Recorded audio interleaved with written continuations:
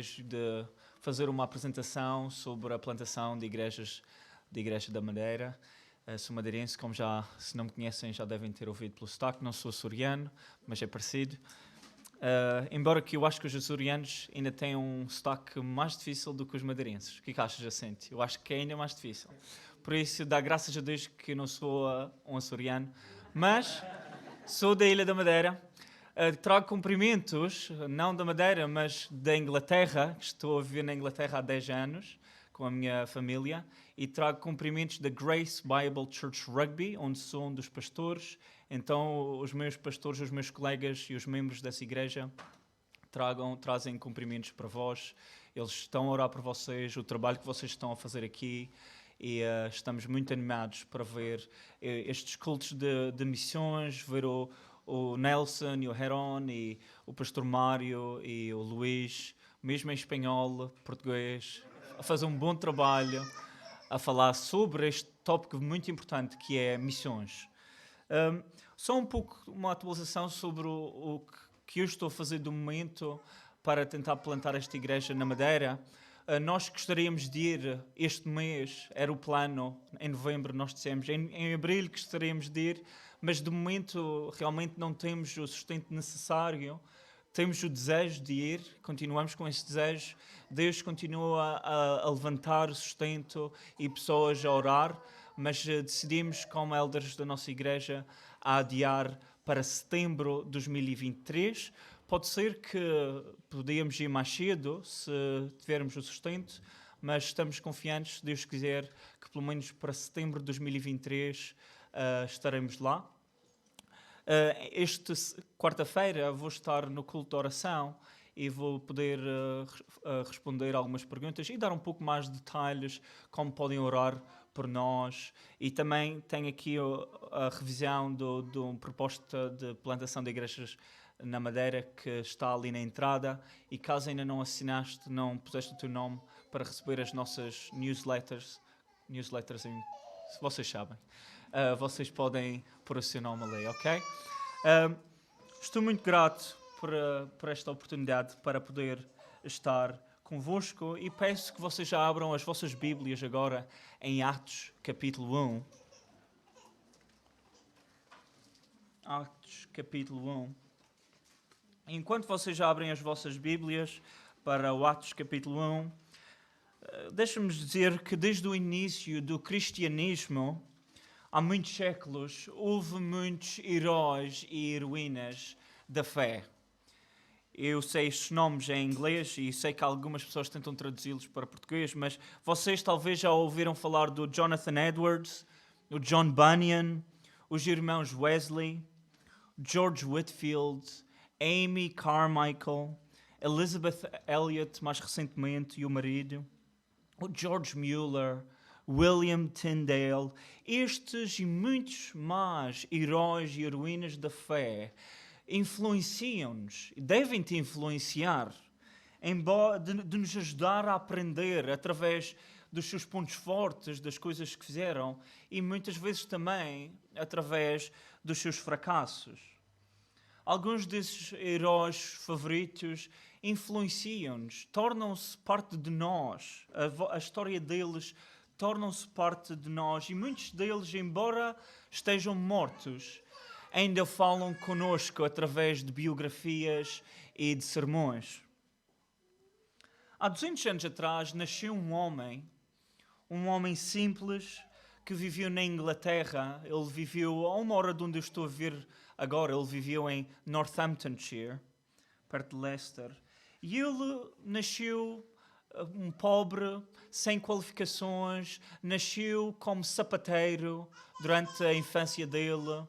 Ele adorava exploração, descobrimentos, geografia. Ele passava muito tempo, quando era novo, a ver descobridores. Um deles, especialmente, chamado Captain James Cook. Este homem cresceria e viveria o resto da sua vida e foi chamado como o pai das missões modernas. 10 euros, quem sabe o nome? Não. O pai das missões modernas. Talvez alguns de vós sabem quem ele é. Este homem é William Carey. William Carey. Ele nasceu a 17 de agosto de 1761. E este homem é conhecido como o pai das missões modernas porque passou 40 anos da sua vida, o resto da sua vida, desde 20 e tal anos, a tentar alcançar o povo indiano. Traduziu a Bíblia, ou partes da Bíblia, em mais de 40 diferentes línguas indianas e dialetos. E foi ele que disse algo incrível. Ele disse, espera ou aguarda grandes coisas de Deus, tenta grandes coisas para Deus. Mas o que é que levou um homem como William Carey a passar a maior parte da sua vida a alcançar outra parte do mundo? O que é que lhe levou a alcançar um povo desconhecido, um povo pagão? O que é que o levou a fazer isso e a passar o resto da sua vida a fazer tal coisa? O Carey acredita e acreditou que a grande comissão era um comando obrigatório para todos os cristãos. E com este desejo de ser missionário, quando ele tinha 24 anos, ele passava tempo, ele escreveu todas as partes do mundo onde Jesus ainda não tinha sido proclamado, todas as estatísticas a nível da religião deles, a língua deles, e ele tinha um grande desejo para alcançar o mundo todo. Okay? Ele queria ir para a China, ele queria ir para outros lugares, mas a Índia foi realmente para onde foi. Antes de ele ir, ele tentou mostrar e falar sobre este fardo com estes líderes que viviam perto dele, estes ministros. Ele queria falar sobre a aspiração de chegar a todas as nações com o Evangelho. E ele foi então a uma reunião com vários líderes, mas foi rejeitado e chamado de um entusiasta miserável. Tu és um entusiasta miserável. Na reunião, quando o Carey propôs fazer esta discussão sobre este tema de alcançar várias partes do mundo, um ministro levantou-se e ele disse, jovem, sente-se. Se Deus quer alcançar estas nações, Ele vai fazer sem a tua ajuda ou minha. Isto era numa altura onde algo chamado hipercalvinismo era muito famoso, onde pessoas pensavam que Deus, como Ele escolheu pessoas, os que vão salvar, nós não temos responsabilidade nenhuma a pregar o Evangelho. O que aconteceu, ele foi rejeitado, mas ele não desistiu de ser missionário. 7 anos depois, ele e 12 pastores começaram uma sociedade missionária chamada a Sociedade Missionária Batista. Mas qual era o combustível do Carey? Qual era o combustível que o fez querer proclamar o Evangelho de forma assim? Sem dúvida ele tinha um amor para Deus. Sem dúvida ele tinha amor a descrentes. Mas eu acho que a chave que o alimentou a sua motivação, foi um entendimento que ele tinha sobre o seu papel como cristão. Ele tinha vários papéis, ele era professor, ele era pastor, ele era pai, mas ele percebeu que a grande comissão faz parte da identidade dele, faz parte do seu papel de ser uma testemunha de Deus. Ele disse isto, e cito, é o dever daqueles que recebem o Evangelho para dar as boas novas a todas as nações. William Carey entendeu que o propósito principal da sua vida era falar com pessoas sobre Cristo. E vocês? E vocês também, crianças? Muitas das crianças, eu tive uma boa oportunidade de estar com vocês e de falar com alguns de vós, das crianças, e algumas das vossas crianças dizem, sim, eu sou cristão. Eu acredito em Jesus, eu acredito nesta mensagem. Mas deixa-me perguntar-te, qual é o teu propósito da tua vida? O que é que estás a fazer na tua vida? Talvez vocês sabem a resposta certa. Estou aqui para trazer glória a Deus e para viver para Deus. Mas se alguém realmente inspecionasse, examinasse a tua vida, realmente estás a viver com toda a tua força para Deus? É esse o propósito da tua vida? Ao considerarmos a mensagem de hoje, de Atos 1, versículo 8, eu quero ajudar-vos e ajudar-me a entender que como crente, tu e eu somos chamados para sermos testemunhas de Deus. Não só era verdade para o William Carey, não só era verdade para os discípulos de Jesus, que andavam com ele, mas é verdade para nós neste dia.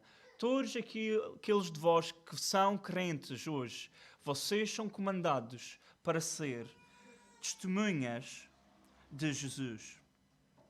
Mas o que é que precisamos então para ser testemunhas? Precisamos de um certificado? Precisamos de todos ir para um seminário para tornar-se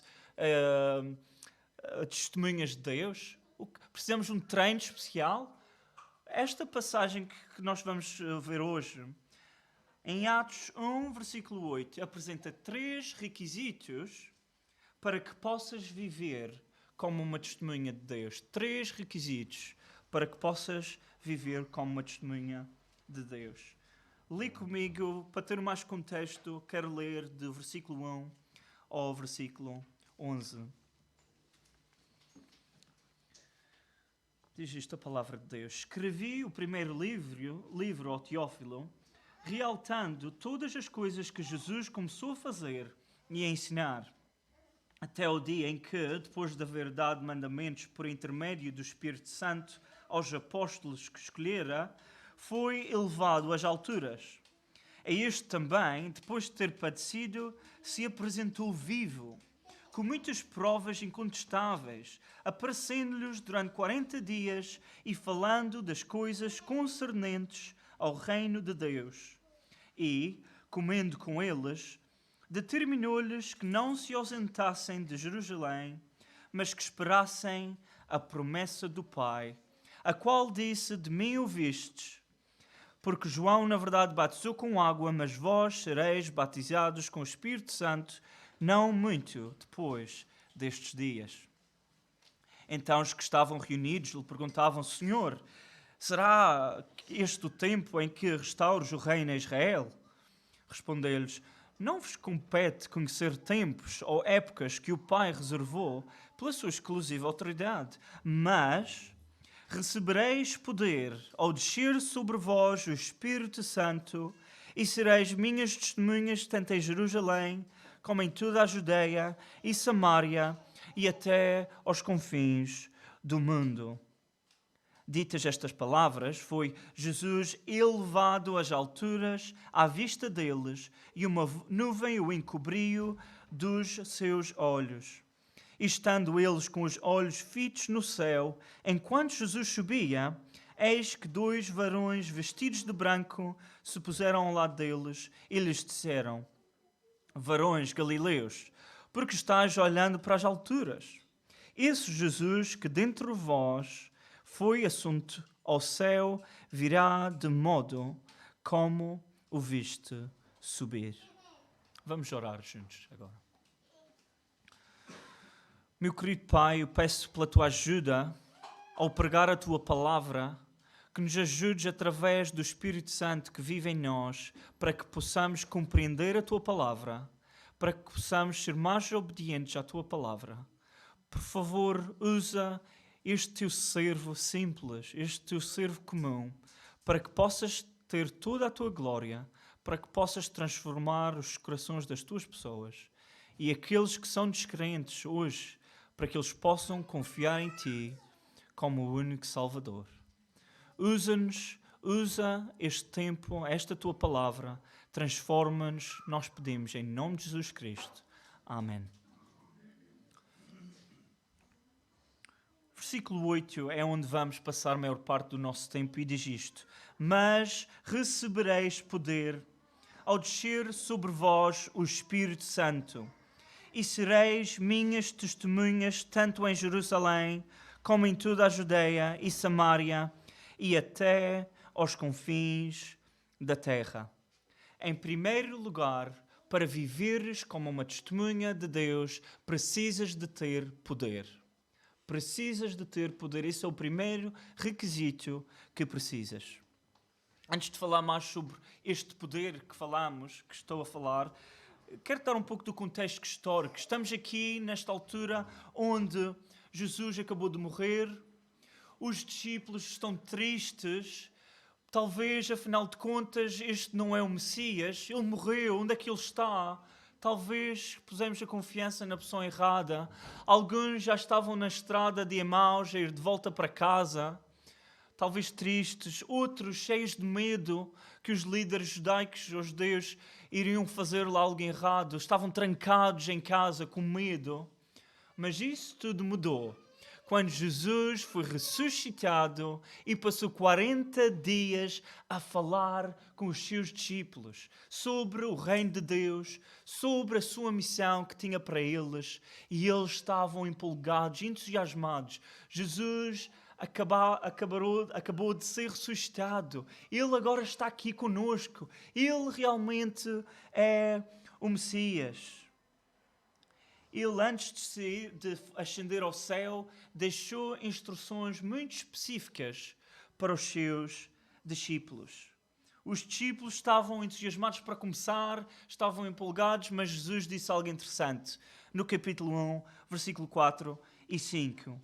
Ele disse a eles, enquanto comia, e comendo com eles, determinou-lhes que não se ausentassem de Jerusalém, mas que esperassem a promessa do Pai, a qual disse ele: de mim ouviste, porque João na verdade batizou com água, mas vós sereis batizados com o Espírito Santo não muitos dias.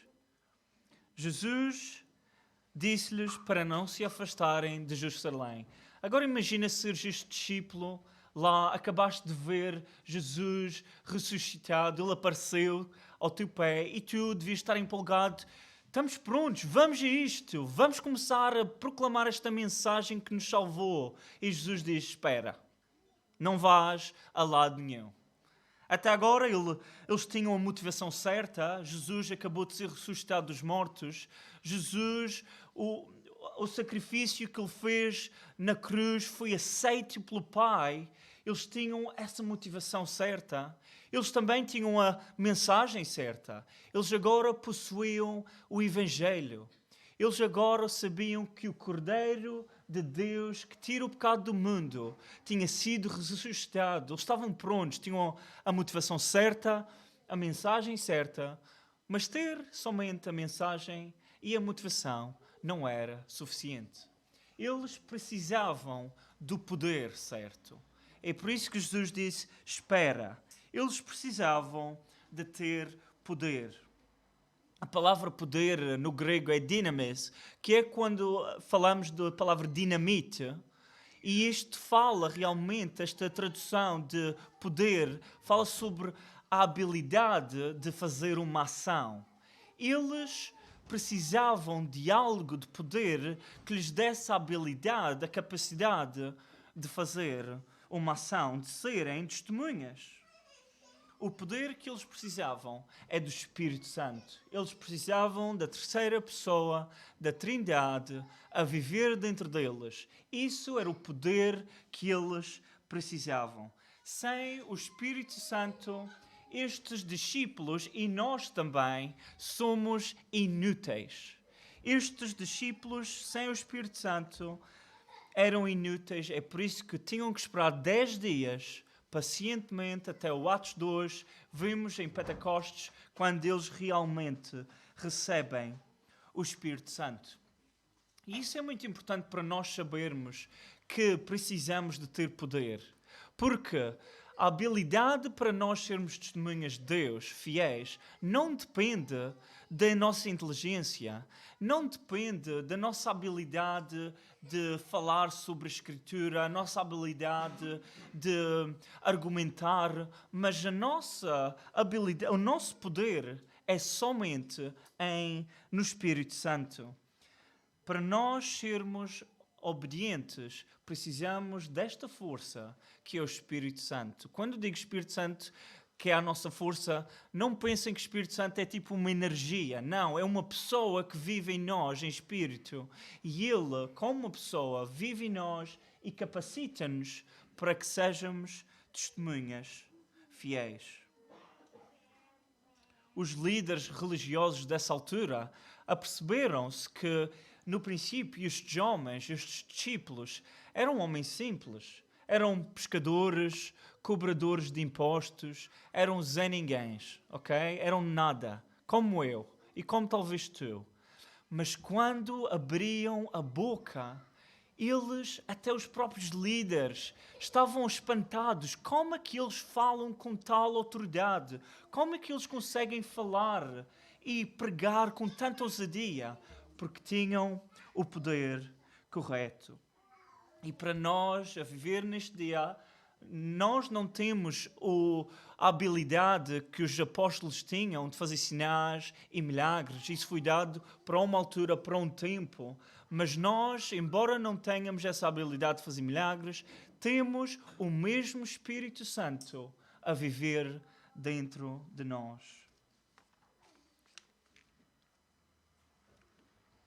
Se Deus ordena-te que sejas a luz do mundo, que a Bíblia fala, Deus vai te dar a habilidade para seres a luz do mundo. Se Deus diz-te, como crente, que tens que ser o sal na terra para preservar a terra, Deus irá dar-te a habilidade para seres o sal da terra. Se Deus te comandou para seres uma testemunha de Deus, Ele vai te dar o poder e já te deu o poder para seres a testemunha de Deus. E esse poder está neste momento a viver dentro de nós. Nós não precisamos de ser evangelistas profissionais, não precisas de ser o melhor teólogo do mundo, não precisas de ser como os pensadores e os filósofos daquela altura, mas precisamos, como cristãos, de estar cheios do Espírito Santo. Estar cheio do Espírito Santo significa que vamos viver de acordo com a palavra de Deus. Estar cheio do Espírito Santo significa que vamos andar, arrepender dos nossos pecados, andar na verdade, porque Deus quer usar vasos limpos. Ele quer usar recipientes que não são perfeitos, mas que estão a caminhar fielmente com o Senhor. Deus hoje quer usar-te a ti, se és crente, como uma testemunha dele. O problema é que nós, como crentes, gostamos de inventar desculpas. Eu também gosto de inventar desculpas. Eu não tenho tempo para evangelizar, não tenho tempo para isso, estou muito ocupado com o meu trabalho, tenho 3 crianças, todas menos de 5 anos, mudar fralda e tudo mais, não tenho tempo para falar com pessoas sobre Jesus. E o meu trabalho, a pressão, as horas que eu faço no trabalho, eu não tenho tempo.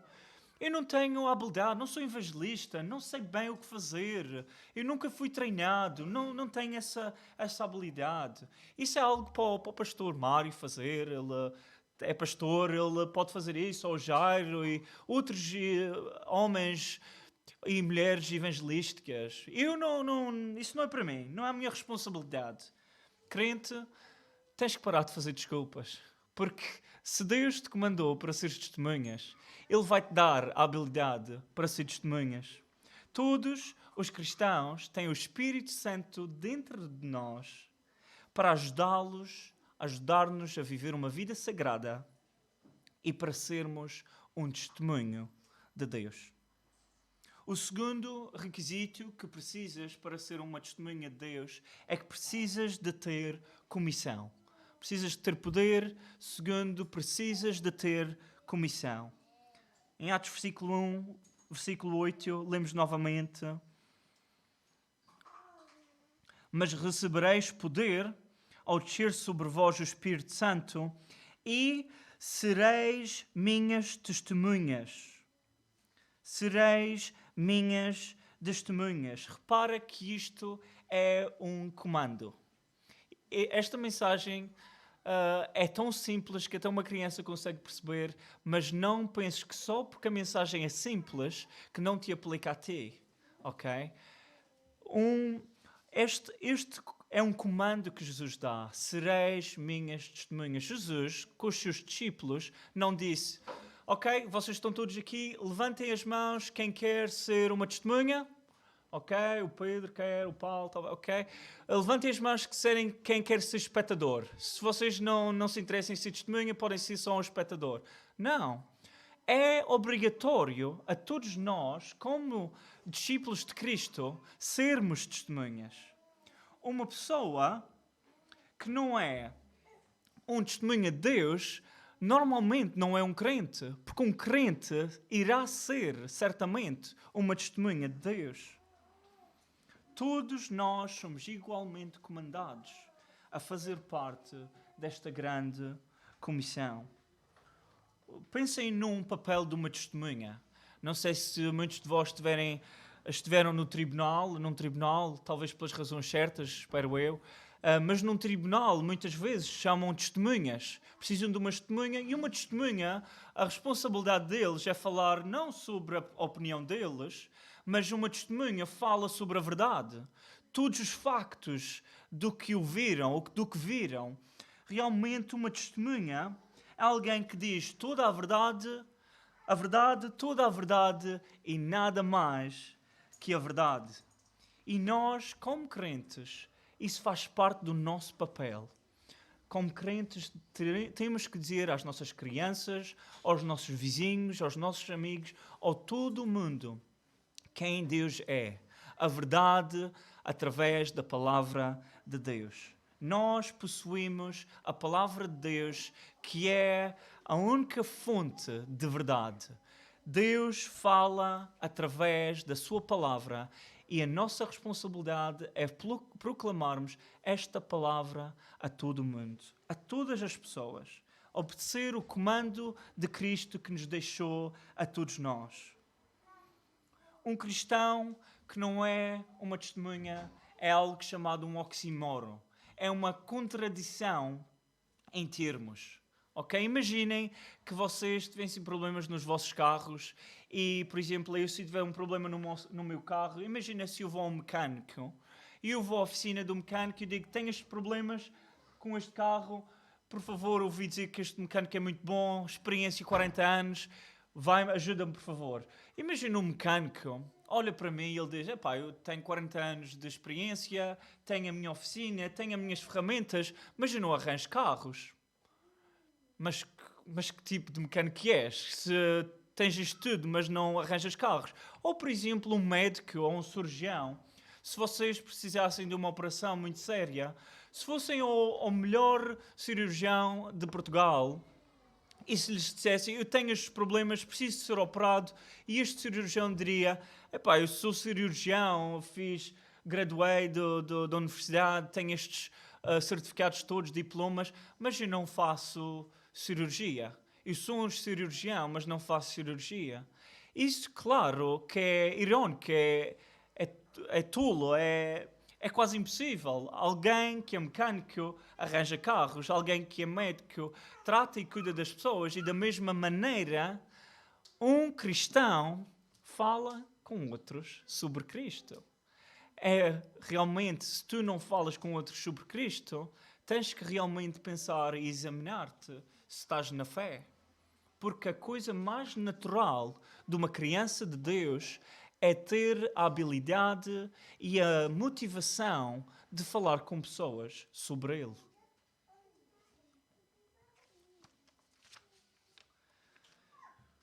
O problema é este, como um senhor chamado Vance Havner disse, este é o problema de muitos de nós, que nós precisamos realmente nos arrepender.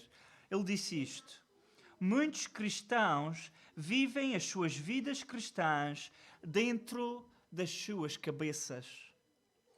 Nunca sai através das mãos e corpo e pés e lábios.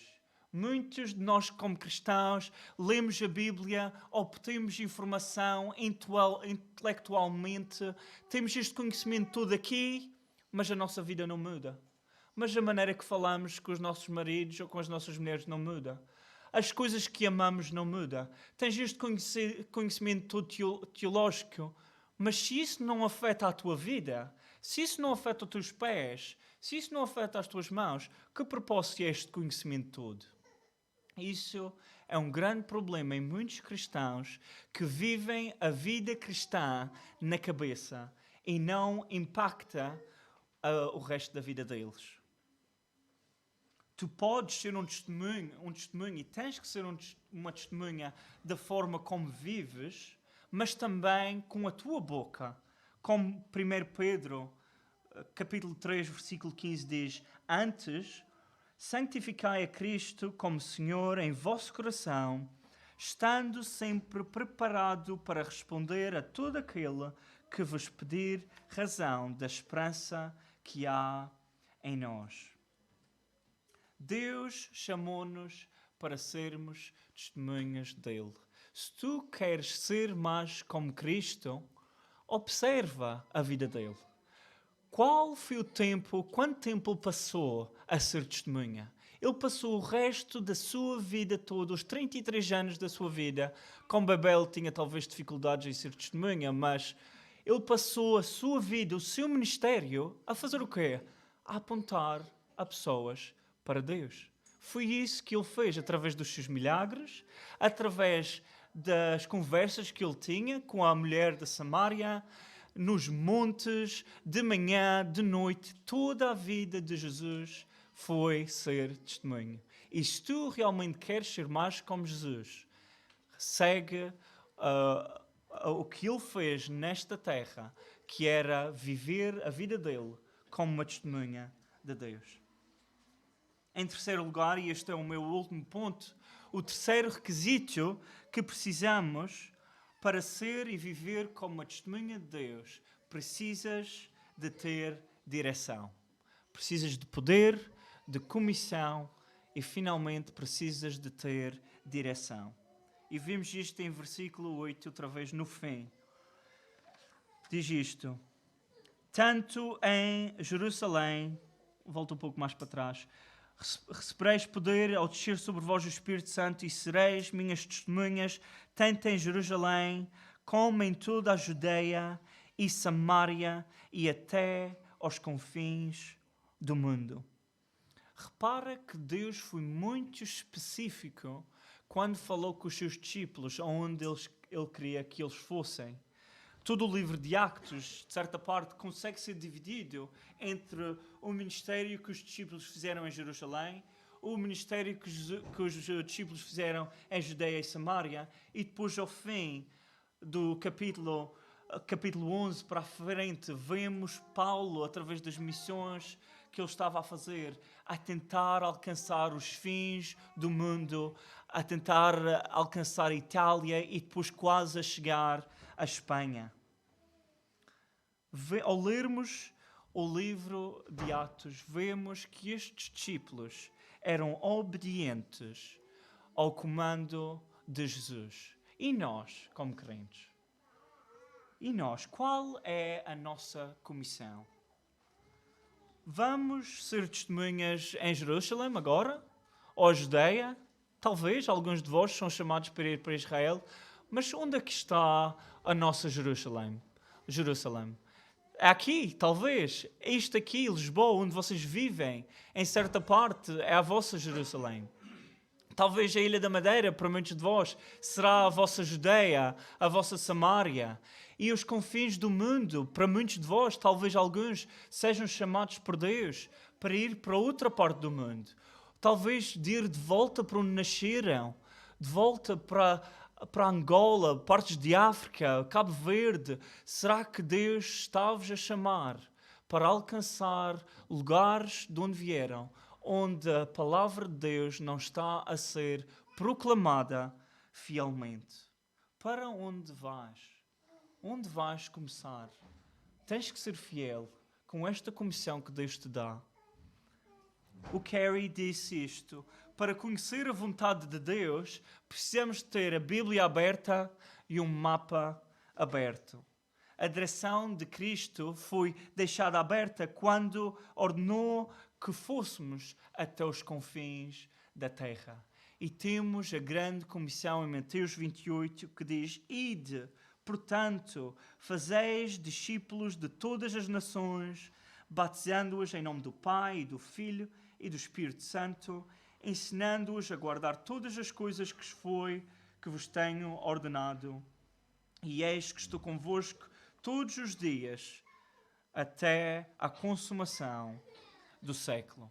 Queridos irmãos e irmãs, nós todos somos obrigados a fazer parte desta grande comissão. O John Piper uma vez disse, que me ajudou muito, que existe só 3 opções para a vida de um cristão. Podes ir, podes enviar ou podes desobedecer. Tens 3 escolhas a fazer. Ou vais tu próprio, ou envias, ou desobedeces. Estas são as únicas escolhas, porque nós todos temos que fazer parte deste comando que Deus nos dá.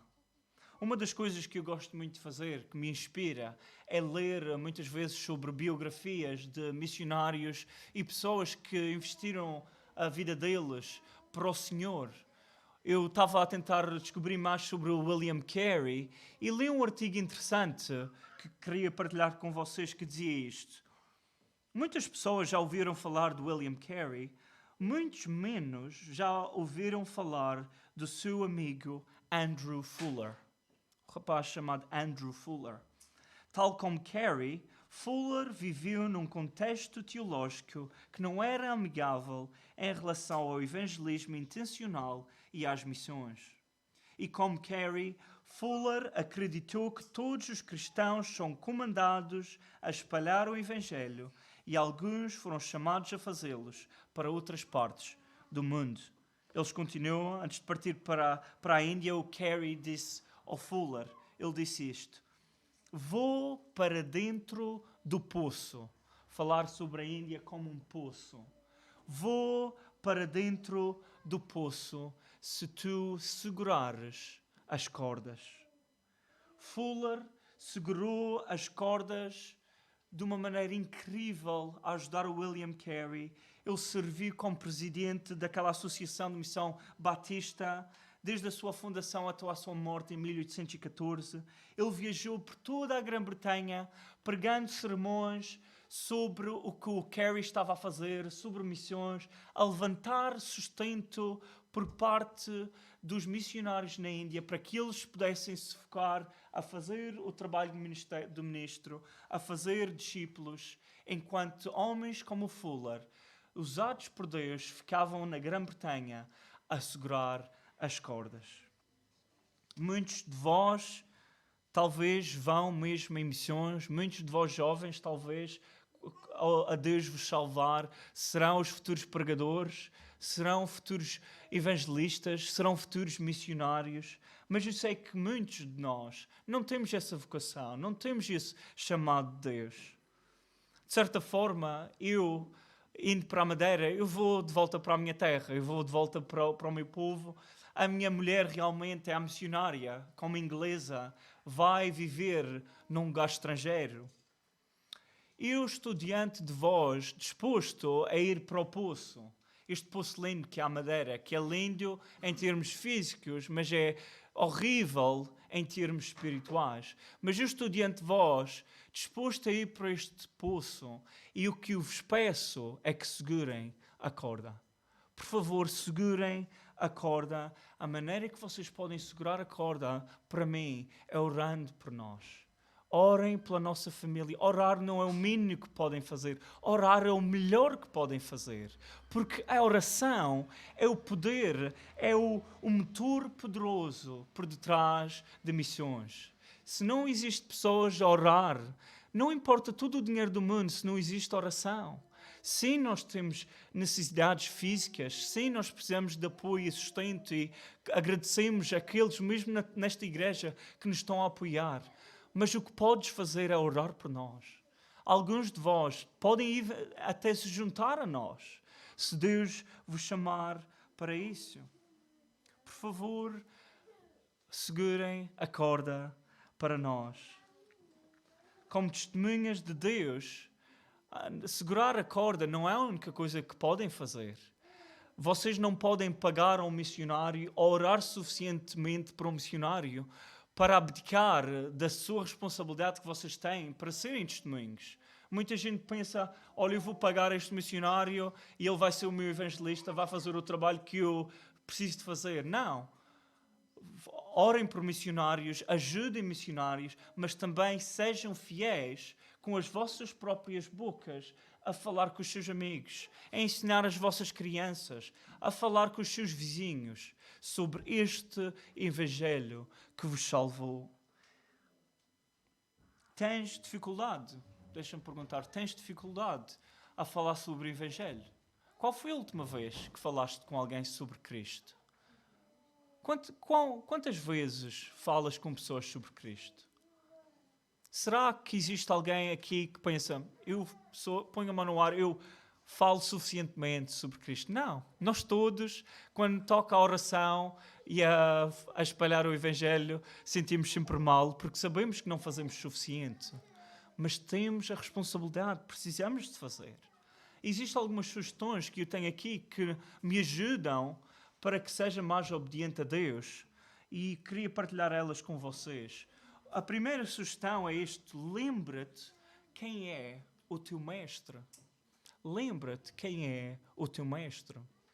A Bíblia diz que nós somos servos de Deus, mas ela usa uma palavra ainda mais forte.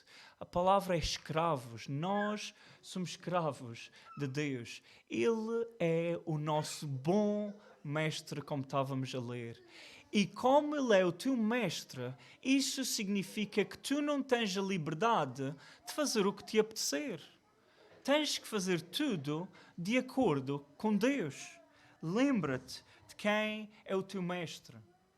Lembra-te que Deus recompensa aqueles que são fiéis à sua palavra. Muitos de nós pensam, não, eu não quero ser recompensado, se eu tiver algumas coroas, eu vou deitar todas nos pés de Deus e tudo mais. Não quero recompensas.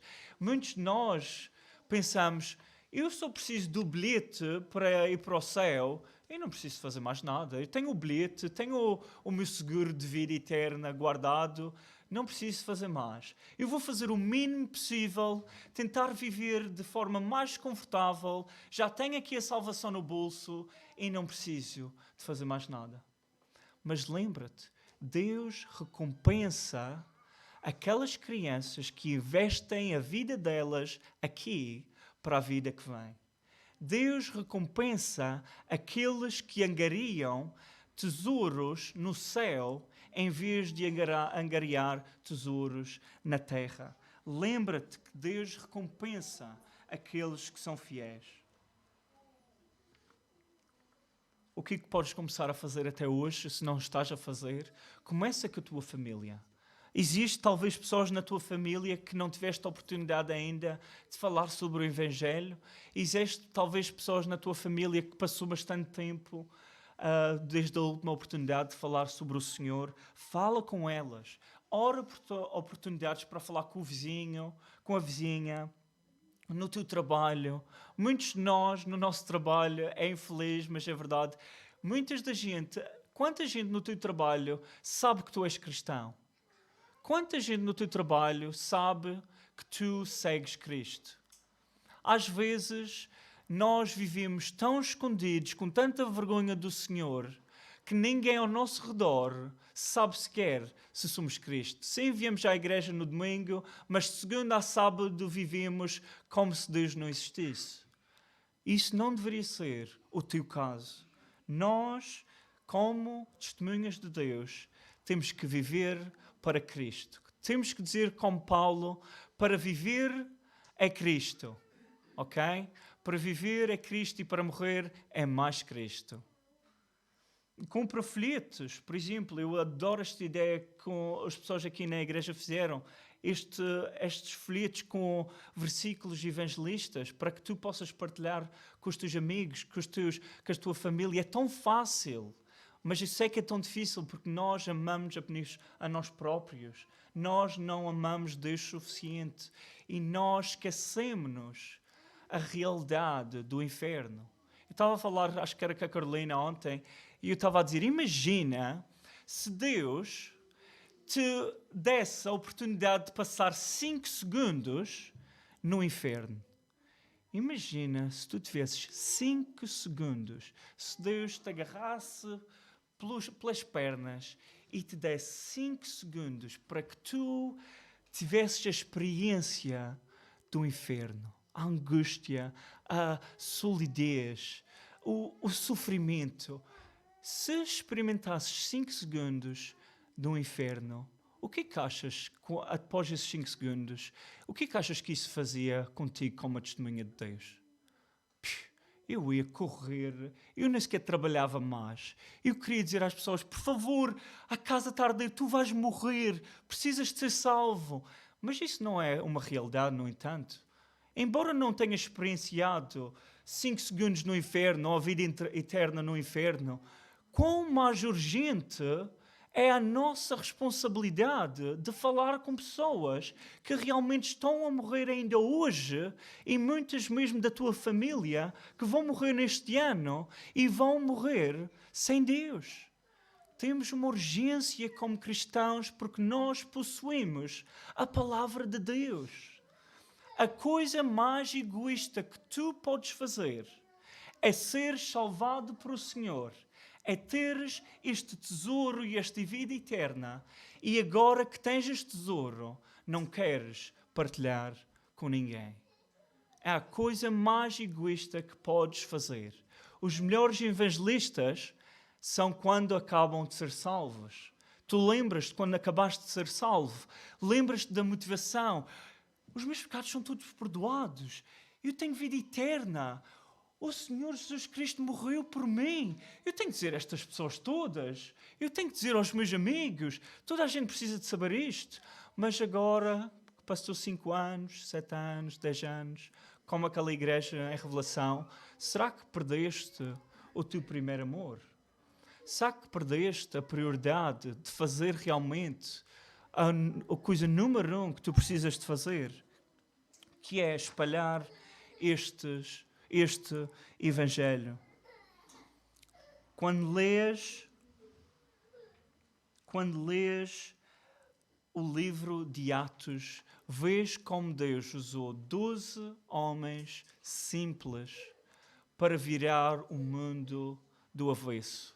Se estes homens não tivessem sido obedientes, eu e tu talvez nem estaríamos cá. Pensa naquela pessoa que te levou a Cristo. Nós sabemos realmente que Deus salva sem nós, mas Deus usa pessoas para ajudar a trazer a palavra de Deus. Lembra-te, quem foi que te trouxe a Cristo? Foi o teu tio, talvez a tua mãe, o teu pai, o teu irmão, o teu vizinho, que te amou tanto que disse: eu preciso de falar com esta pessoa sobre Cristo. Dá graças a Deus por essa pessoa que te lidou a Cristo. E tu tens essa responsabilidade agora, da mesma maneira que alguém te apresentou ao Senhor. Tu tens a responsabilidade de apresentar e viver o resto da tua vida a falar com pessoas sobre Cristo. Atos 1, versículo 8 apresenta 3 requisitos para que nós possamos viver como testemunhas de Deus. Precisamos de ter poder, precisamos de ter comissão e precisamos de ter direção. Nada podemos fazer sem o Espírito Santo a viver entre nós. Lembra-te que a grande comissão é obrigatória, não é opcional, é para todos nós. E lembra-te que isto aqui pode ser o começo, pode ser o teu Jerusalém. E onde é que vais? Onde é que vais espalhar o Evangelho de Jesus Cristo? Eu, pela graça de Deus, vou aventurar-me a ir. Por favor, segura a corda. Que o Senhor nos ajude a viver o resto das nossas vidas como testemunhas de Cristo. Oramos.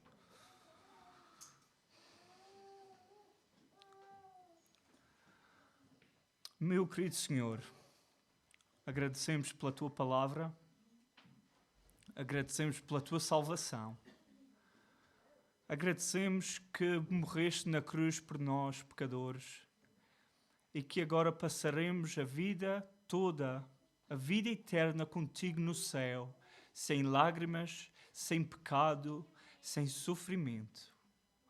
Por favor, ajuda-nos como as tuas crianças a investirmos o resto da nossa vida para sermos testemunhas fiéis.